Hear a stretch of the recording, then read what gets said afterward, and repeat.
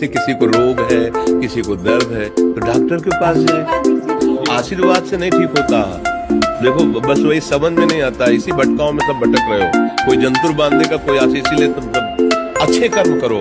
पूर्व के पूर्व कर्मों के पाप से हमें दंड मिलता है। अच्छे कर्म करो, नाम जप करो, माता पिता की सेवा करो, सद्भाव से चलो। अभी ये कर्म नष्ट हो जाएंगे, किसी से जंतुर बनवाने की जरूरत नहीं, किसी से आशीर्वाद मांगने की जरूरत है। अब नाम जप न करो, खाओ मुर्गा मांस, पियो शराब करो, बेविचार होकर तो बाबा जी आशीर्वाद दे दे तो कोई आशीर्वाद काम नहीं करेगा। दुर्गति होगी यहाँ भी और वहां भी। हमारी बात समझो। जरूर बुरा लगता है, सत्य विषय बुरा लगता है, पर अगर बच्चा सावधान हो जाओगे तो सुखी हो जाओगे। कोई भी हो, हम किसी एक के लिए बात नहीं करते, सबके लिए करते हैं। सब भागते हैं इस बात में कि बाबा जी आशीर्वाद दे, रोग रहित हो जाओ। कभी नहीं होगा। खा रहे हैं जीवों को उबाल उबाल करके मांस, पी रहे हैं शराब, कर रहे हैं बेविचार, बुद्धि भ्रष्ट होगी और नष्ट होना पड़ेगा, क्योंकि आचरण गलत है। कोई आशीर्वाद किसी का काम नहीं करेगा। आशीर्वाद देने से कई बार कहा कि अगर तुम सुखी हो जाओ तो हम किसी से न मिले, चुपचाप अपने कमरे में बैठे केवल आशीर्वाद देते रह सकते। लेकिन नहीं सुखी होगी। सुखी होगी तुम अपने कर्म से।